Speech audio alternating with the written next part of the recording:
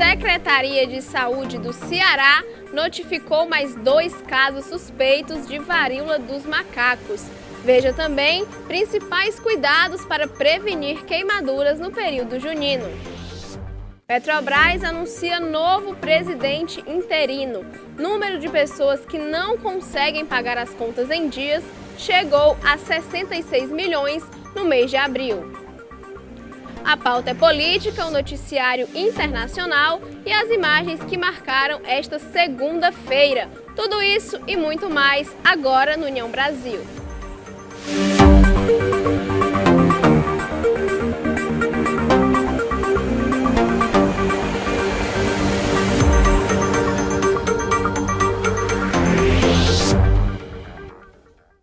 Olá, boa noite, eu sou Érica Prado e começa agora o União Brasil. A Secretaria de Saúde do Ceará emitiu uma nota informando hoje que recebeu a notificação de 2 novos casos suspeitos de varíola dos macacos. Os 2 casos são dos municípios de Caucaia e Fortaleza. O estado, com as novas notificações, chega a 6 o número de casos. 4 estão em investigação e 2 foram descartados. Segundo consta nas notas, nos 4 casos que seguem em investigação, foram aplicadas todas as medidas recomendadas, como isolamento, busca de contatos e coleta de material para exames laboratoriais, para elucidação dos casos e para diagnóstico diferencial de outras doenças que estão no processamento. No último domingo, o Ministério da Saúde confirmou o 8º caso de varíola dos macacos no Brasil. O caso foi confirmado pelo Laboratório de Enterovírus do Instituto Oswaldo Cruz,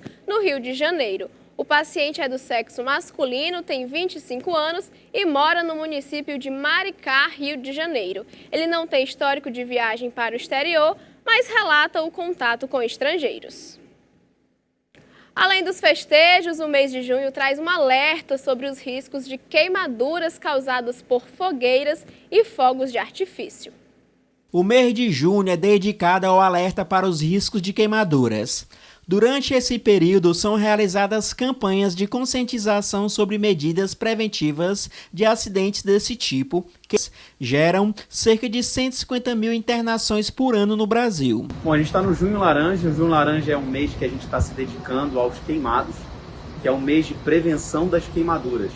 Então, estou vindo aqui para falar um pouco sobre como você pode prevenir as queimaduras no dia a dia, desde crianças a adultos, principalmente em situações corriqueiras e também nas festas agora de São João, que sempre envolve fogo de artifício. Os principais agentes causadores de queimaduras são líquidos superaquecidos, combustível, fogo, superfície superaquecida, eletricidade, agentes químicos. Para aquelas pessoas também que usam algum artifício para cozinhar que não seja o convencional, ou seja, o fogão, muitas pessoas estão procurando hoje comprar o álcool de posto. O álcool de posto ele é muito volátil, ou seja, ele evapora muito mais fácil. E com isso, às vezes você acende um fogo, não estando do lado da garrafa ou do lado do frasco onde ele está, mas se aquele frasco estiver aberto, ele evapora e aí fica no ambiente. E muitas vezes causa a explosão e a queimadura das pessoas. Então não se recomenda usar o álcool de posto para fazer alimentos, para fazer fogo de aquecimento de comidas, porque existe um risco muito mais alto de acidente com relação a isso. Nesse momento de São João, o médico Ítalo Santos ressaltou os cuidados com as fogueiras. Para você que quer curtir o São João, que quer curtir a fogueira e os fogos de artifício, que tome sempre muito cuidado, que as fogueiras sejam feitas em locais que as crianças não tenham fácil acesso, que tenha alguma barreira de proteção e que os fogos de artifício sejam também colocados à distância, nunca usando isso na mão, né, e colocando de maneira isolada da maior parte das pessoas. Assim pode-se evitar acidentes e complicações muito graves que muitas vezes a gente recebe aqui em períodos como esses. E no próximo bloco tem a pauta política e o aumento no número de pessoas inadimplentes no Brasil.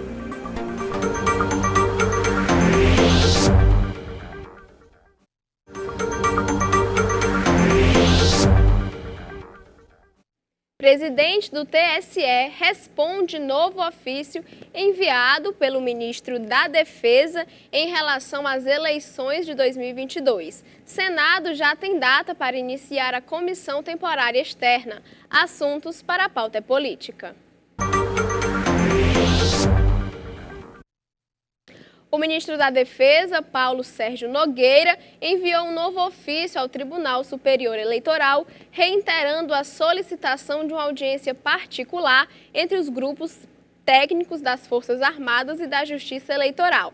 Na semana passada, a solicitação já havia sido feita. Em resposta, o presidente do TSE, Edson Fachin, disse que critérios técnicos sobre o processo eleitoral já serão tratados em reunião do Comitê de Transparência Eleitoral, que estava marcada para esta segunda-feira em formato virtual. A proposta de um diálogo ocorre após o ministro ter se queixado que as Forças Armadas não vinham sendo prestigiadas pela Justiça Eleitoral. Como resposta, o TSE divulgou uma lista das recomendações que foram acatadas para as eleições deste ano. Na relação das 32 proposições acatadas totalmente ou parcialmente pela Justiça Eleitoral, 10 foram oferecidas pelas Forças Armadas.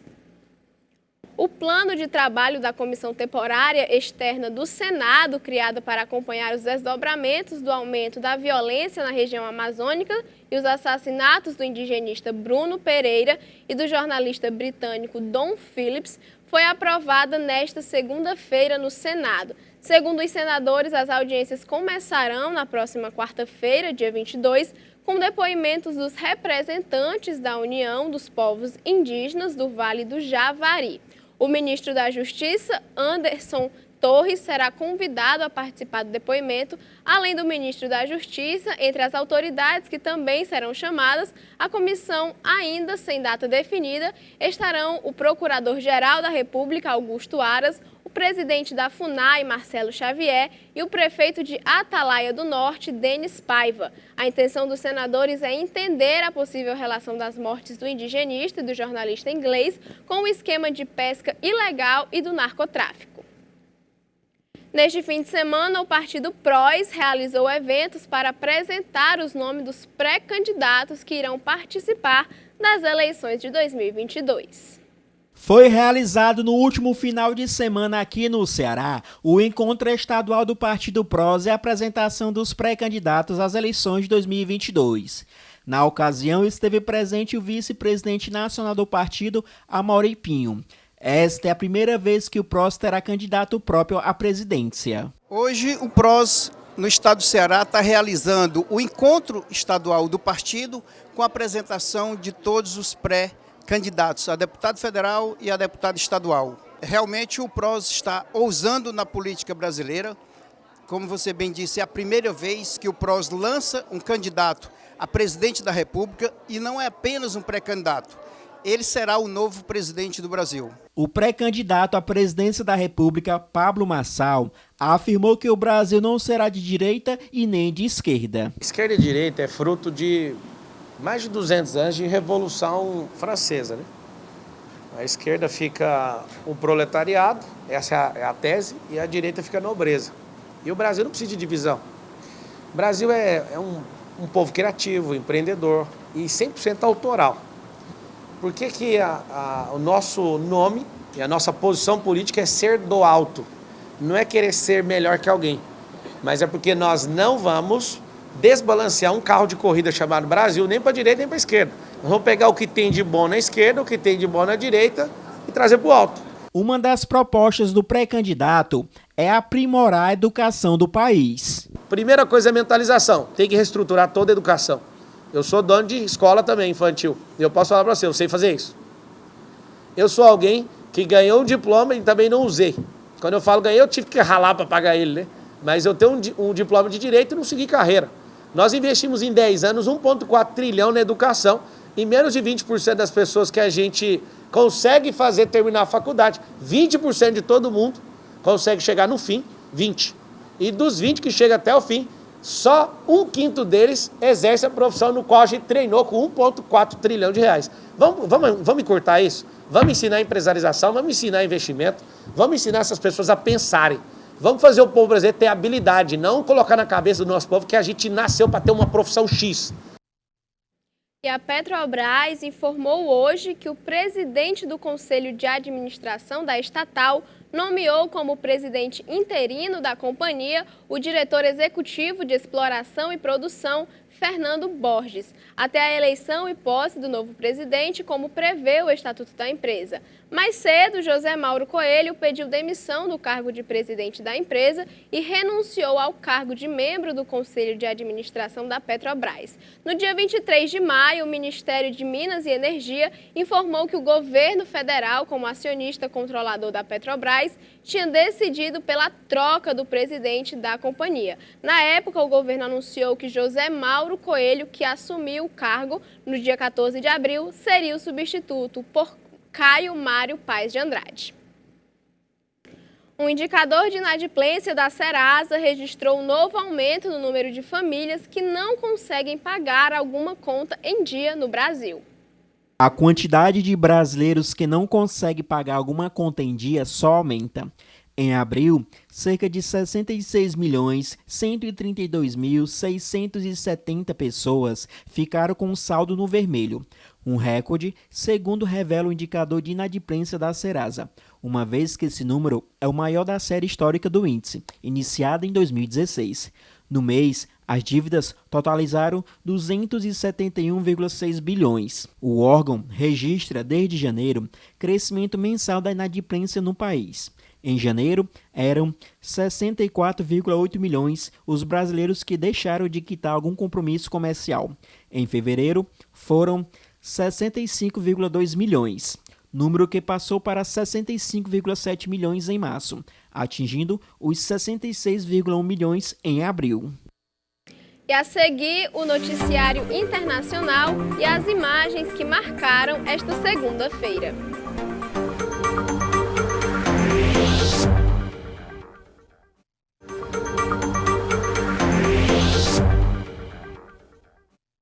O secretário-geral da Organização do Tratado do Atlântico Norte, a OTAN, disse que a guerra entre a Ucrânia e a Rússia pode demorar anos. Quem tem mais informações é Tiago Oliveira. A guerra na Ucrânia pode durar anos, afirmou no último domingo o secretário-geral da Organização do Tratado do Atlântico Norte, cobrando o apoio constante dos aliados dos ucranianos no momento em que as forças russas lutam pelo território no leste do país. O primeiro-ministro, Boris Johnson, que visitou Kiev na última sexta-feira com uma proposta de treinamento às forças ucranianas, também disse no sábado que era importante que o Reino Unido desse apoio no longo prazo, alertando para o risco de haver uma saturação da Ucrânia com a guerra se arrastando. A Rússia informou ter lançado o que chamou de Operação Militar Especial, para desarmar a nação vizinha e proteger pessoas ali residentes que falam russos. Vamos conferir o noticiário internacional com as imagens da Euronews.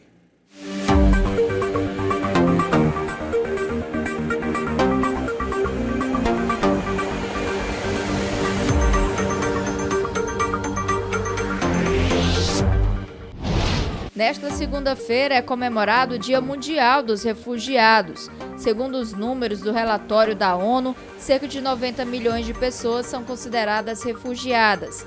Depois de um período de relativa estabilidade, o número mais do que duplicou na última década. A Turquia é o país que acolhe mais pessoas nessa situação. E no ano passado, a Alemanha foi o país da União Europeia que recebeu o maior número de pedidos de asilo.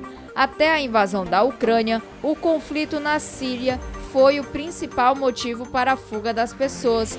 Para além da Síria, a maior parte dos refugiados saiu do Afeganistão, Sudão e Mianmar. O relatório das Nações Unidas dá especial atenção à situação dos refugiados e imigrantes venezuelanos. São cerca de 6 milhões de todo o mundo. Com 50,48% dos votos, Gustavo Petro foi eleito neste domingo presidente da Colômbia, depois de ter concorrido 3 vezes ao mais alto cargo da nação. Pela primeira vez, o país sul-americano elege um chefe de Estado de esquerda. Petro prometeu uma mudança no modelo econômico da Colômbia.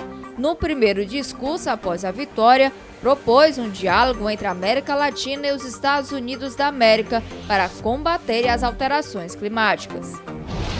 As inundações no Bangladesh continuam causando estragos nesta segunda-feira. As autoridades estão trabalhando para transportar água potável e alimentos secos para os abrigos de inundação. Mais de 12 pessoas morreram em todo o país desde o início das chuvas na semana passada. As autoridades afirmam que 100 mil pessoas foram retiradas dos distritos mais atingidos pelas inundações. A previsão é de mais chuvas no país. O Bangladesh é uma nação de 160 milhões de pessoas, situa-se a baixa altitude e enfrenta anualmente ameaças de catástrofes naturais, como inundações e ciclones, que vêm sendo agravadas pelas alterações climáticas. Vamos conferir agora as imagens que marcaram esta segunda-feira.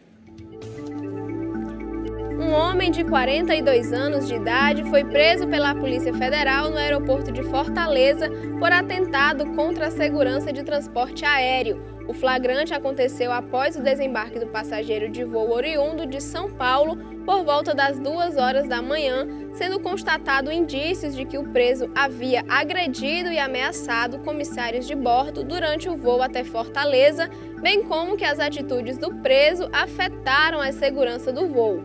O preso negou o crime em interrogatório na Polícia Federal. O preso foi indiciado por crime de atentado contra a segurança de transporte aéreo, conforme o artigo 261 do Código Penal Brasileiro, que prevê pena de 2 a 5 anos de reclusão e está à disposição da Justiça Federal.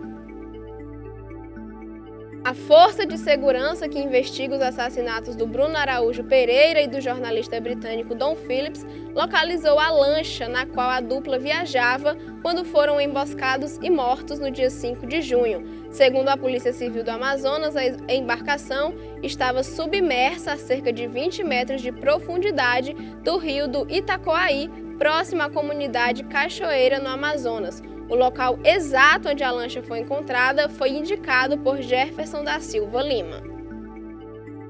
Começa nesta terça-feira o prazo para inscrição na primeira etapa da segunda edição do Exame Nacional de Revalidação de Diplomas Médicos expedidos por instituições de educação superior estrangeira deste ano, o Revalida 2022.2. O exame é voltado para profissionais graduados em instituições estrangeiras que querem ter o diploma reconhecido no Brasil. As inscrições terminam no dia 27 deste mês e o exame tem previsão de ser aplicado no dia 7 de agosto em 8 capitais: Brasília, Campo Grande, Curitiba, Porto Alegre, Recife, Rio Branco, Salvador e São Paulo. E fica por aqui o jornal desta segunda-feira. Se você quer ver o seu assunto ou a sua sugestão no nosso jornal, tem várias formas de participar.